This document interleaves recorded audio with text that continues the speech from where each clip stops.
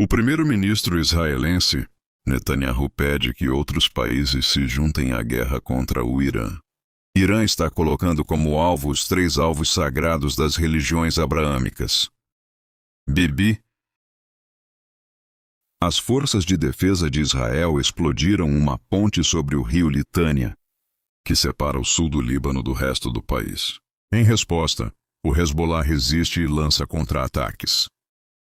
Netanyahu, visitando hoje o local do impacto de um míssil balístico iraniano na cidade de Arad, no sul de Israel.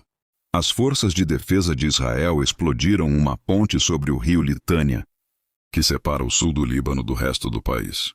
Em resposta, o Hezbollah resiste e lança contra-ataques. O primeiro-ministro israelense, Netanyahu, pede que outros países se juntem à guerra contra o Irã.